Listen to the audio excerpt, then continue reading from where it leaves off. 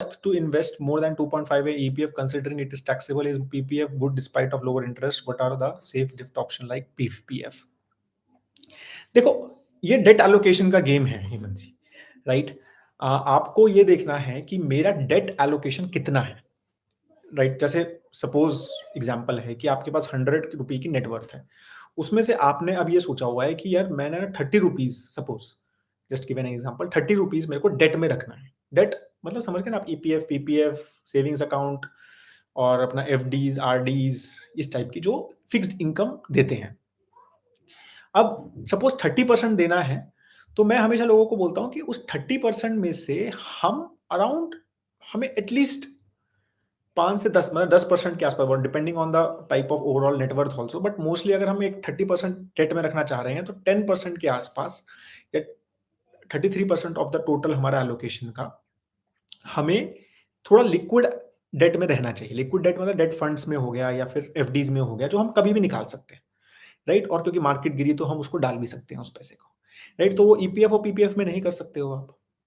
तो 30% अगर आपका डेट एलोकेशन है, उसमें से 20% अगर आप ईपीएफ पीपीएफ आपका रखा है आपने, तो वो गुड एसेट्स है, क्योंकि वो टैक्स फ्री है। मतलब एक चीज अच्छी देखो, ईपीएफ और पीपीएफ दोनों में एक चीज अच्छी है। ईपीएफ में तो इंटरेस्ट रेट्स बहुत ही अच्छी है, 8.5%, ठीक है, टैक्स फ्री इनकम है, तो विच इज वेरी गुड। मेरे को लगता है कि अगर आपका डेटा एलोकेशन में फिट हो रहा है, हाँ, आपका डेट एलोकेशन 30 पे आपने टारगेट किया है और वो 40 पे जा रहा है, और फिर आप सोच रहे हो कि ईपीएफ में डालूं, तो फिर ऑब्वियसली नहीं डालना चाहिए।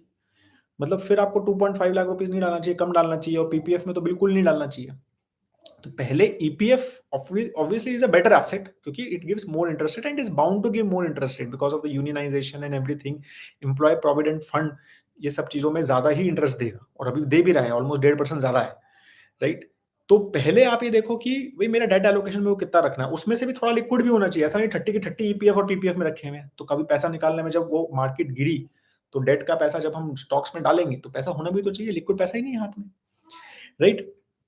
तो एसेट्स तो दोनों अच्छे हैं, पीपीएफ भी अच्छा है और ईपीएफ भी अच्छा है, राइट? लेकिन हमारे को ये समझना है, हमें ये समझना है कि एसेट एलोकेशन हमारा कैसा है। मैं सबको यही बोलता हूँ कि पहले देखो कि कितना पैसा मेरे को डेट में रखना है, ये डिसाइड करो पहले कि यार इतना मैं रखूंगा, इतना परसेंटेज नेटवर्थ का रखूंगा।